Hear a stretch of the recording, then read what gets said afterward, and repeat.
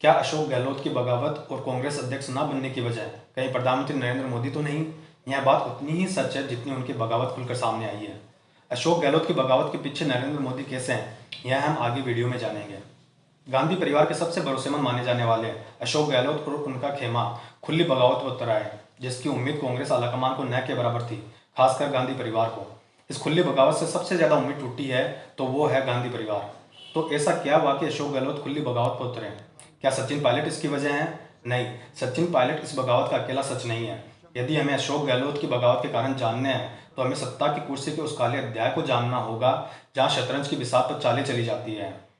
कांग्रेस और भारत की राजनीति में जादूगर कहे जाने वाले अशोक गहलोत को ऐसी क्या आन पड़ी कि उन्हें राजस्थान में बगावत पर उतरना पड़ा? लगभग पिछले 3 साल से उनके साथ ही सचिन पायलट बगावत पर उतरे हुए थे, जिससे अशोक गहलोत को अपनी कुर्सी खोने का डर लगातार सता रहा था। लेकिन अब ऐसा क्या हुआ कि सचिन पायलट की जगह मुख्यमंत्री अशोक गहलोत और उनका खेमा कांग्रेस आलाकमान को इग्नोर कर बगावत पर उतर आया? गांधी परिवार के सबसे वफादार रहे अशोक गहलोत ने वफादारी की हर डेफिनेशन को दूर रख गांधी परिवार को एहसास दिला दिया कि सत्ता की कुर्सी और अपने आखिरी पड़ाव में इज्जत किसे प्यारी नहीं होती। अब उन कारणों को जानते हैं जिसकी वजह से सीएम गहलोत बगावत पर उतरे। पहला कारण, अशोक गहलोत कांग्रेस के राष्ट्रीय अध्यक्ष बनना ही नहीं चाहते थे, इसीलिए वे राहुल गांधी का नाम लगातार आगे कर रहे थे और उन्हें मनाने की पूरी कोशिश भी कर रहे थे। लेकिन गांधी परिवार के लगातार दबाव ने उन्हें मजबूर कर दिया, जिसकी वजह से वो ना नहीं कर पाए। और जब उन्हें अध्यक्ष पद से पीछे हटने का रास्ता नहीं दिखाई दिया तो राजनीति के पिछले दरवाजे से उन्होंने बगावत का रास्ता खोला। अब वे अध्यक्ष क्यों नहीं बनना चाहते थे, इसके पीछे 2 कारण सामने आए।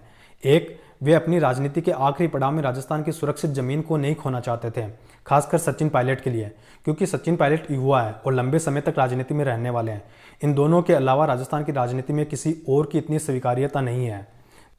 दूसरा, जो सबसे बड़ा कारण है, यदि वे कांग्रेस अध्यक्ष बनते हैं तो उन्हें 2024 में सीधे नरेंद्र मोदी से टक्कर लेनी पड़ती, जहां उनकी जीत उनके न्यारे वारे कर देती, लेकिन हार उनके राजनीतिक करियर को 2024 में ही पूरी तरह से खत्म कर देती, जिससे उनकी राजस्थान में भी सारी संभावनाएं खत्म हो जाती और इसके बाद उनका राजस्थान में आना नामुमकिन सा हो जाता। यह हार उनका राजनीतिक जीवन ही खत्म नहीं करती, बल्कि उनके राजनीतिक जीवन का समापन भी हार की बदनामी से होता, जो उनके हाव भाव से लग रहा था कि वे इस बदनामी का बोझ नहीं ढो पाते हैं। दूसरा कारण, अशोक गहलोत इस बात को अच्छे से समझ रहे थे कि कांग्रेस आलाकमान और गांधी परिवार उन्हें केंद्र में लाकर सचिन पायलट के लिए राजस्थान में रास्ता खोल रहे हैं।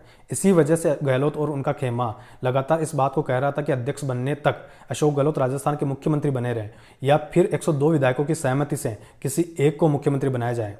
तीसरा कारण, भारत के पूर्व प्रधानमंत्री और कांग्रेस नेता मनमोहन सिंह 10 साल तक देश के प्रधानमंत्री रहे, लेकिन आज भी उनके दामन से यह दाग नहीं हटता कि वे प्रधानमंत्री होने के बावजूद गांधी परिवार के हाथों के कठपुतली थे। यही दाग अशोक गहलोत को अच्छे से समझ आ रहा था, जो वे नहीं चाहते थे कि उनके आखिरी वक्त में उनके दामन पर यह दाग लगे और उन्हें गांधी परिवार की कठपुतली समझा जाए। वो समझ रहे थे कि केंद्र में जाने के बाद उनका हाथ खुला नहीं रहेगा, जैसे राजस्थान में वो खुले हाथ हैं, जिसकी वजह से वे राजस्थान में सत्ता और सचिन पायलट दोनों की भरपूर मौज ले रहे हैं और यहाँ वे किसी की कठपुतली नहीं है। तो राजनीति की समझ के आधार पर कहा जा सकता कि अशोक गहलोत ने 2024 की नरेंद्र मोदी की चुनौती के बजाय राजस्थान का सुरक्षित रास्ता चुना। फिलहाल खबरों के अनुसार अशोक गहलोत अभी के लिए कांग्रेस अध्यक्ष की दौड़ से बाहर बताए जा रहे हैं और वे राजस्थान के मुख्यमंत्री बने रहेंगे।